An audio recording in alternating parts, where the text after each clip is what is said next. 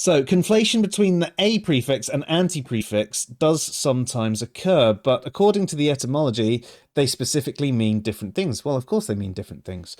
For instance, the alpha privative prefix a or an is still used in Greek words to express negation or absence. Oh, so he admits negation there. Interesting. While anti, partially yet also distinctly, in contrast, more actively expresses opposition. The following point form listing is provided as a convenience to reaffirm the meanings of these commonly used prefixes and include a number of helpful usage examples to demonstrate how these particular words are constructed. The a means without, or not.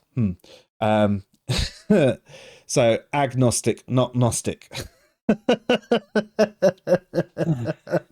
And I mean, theoretically, if you were translating that, wouldn't it be Gnostic becomes knowledge and it becomes without knowledge? I mean, stick to your systems here, pal.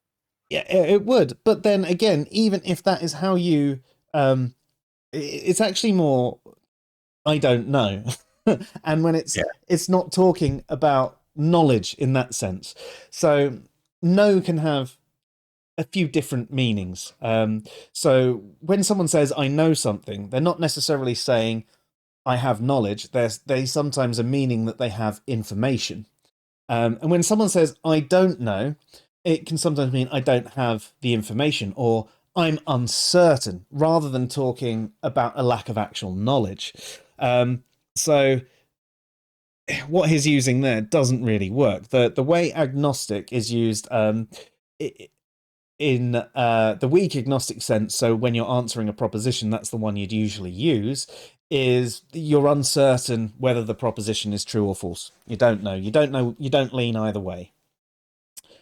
Amoral without morals.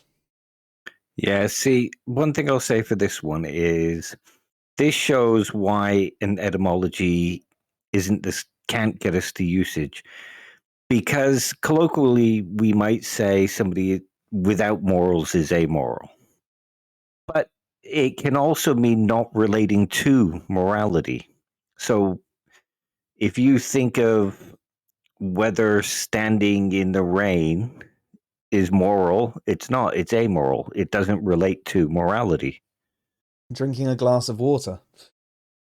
Yeah, it's an amoral action, but that doesn't mean that it's you're without morals because you're drinking water. It means that it doesn't relate to morality. And actually, there are better terms, aren't there, like non-moral and unmoral? Yeah, I mean, etymology can't get you to usage most of the time. No, and you should really look to the field that you're discussing in. So if you're discussing beliefs or morality, these are philosophical concepts. So maybe look to the experts in the field rather than etymology and colloquial use, because, well, if you want a better use or a more professional use, anarchy without a system of government. Apolitical. I actually don't know that one. Sorry? I actually don't know that one, so I can't really comment about that. Yeah. Apolitical, not political, atheism, not theism. Okay, so he's changed it again. He said it was without theism before. But then he's then gone not believing in any deities. Now, the not there, again, just to hammer this point home, is supposed to be about negation of theism. So the proposition gods do not exist or deities do not exist. The prefix anti means against or opposed, opposite, and is generally active. Anti-authoritarianism, against authoritarianism. Counterclockwise, opposite direction to clockwise. Okay. Counter is synonymous to anti, right?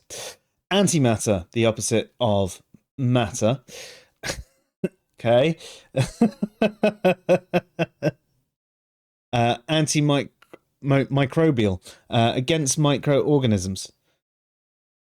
Typically in a destructive sense. I'm not sure on that one. Anti-theism, the opposite of theism. No. Well, it means opposed to theism. Exactly. You're And against theism. It's not the opposite of theism, but it can be used in a couple of different ways, can't it? It's some people take it as far as they believe no one should believe in deities, whereas others take it in a more secular approach. They think that they're politically anti-theist. They think that theism should stay in its little hole and not influence society. yeah, there was a terrible bait and switch in equivocation that he did there at the end, like really bad. And I mean, if you think of that, think of Christopher Hitchens. Most atheists today kind of worship Christopher Hitchens. They'll say they don't, but think of how many times you see, oh, anniversary of Christopher Hitchens' death, Christopher Hitchens' birthday memes kind of going on. Christopher Hitchens considered himself an anti-theist because he was opposed to theism and the belief in gods. It And wasn't. he actively spoke out against the everyone and ridiculed them for it. Yeah. So if you took this and listened to Christopher Hitchens' words, there would be a disconnect there. Yeah, most definitely.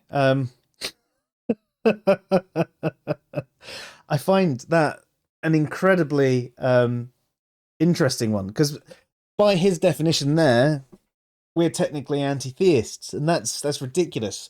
I mean, we hold the belief there are no gods, but we're not against people believing in gods.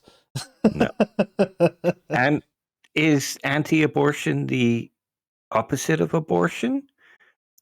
So is having a baby having an anti-abortion? That would be what it would.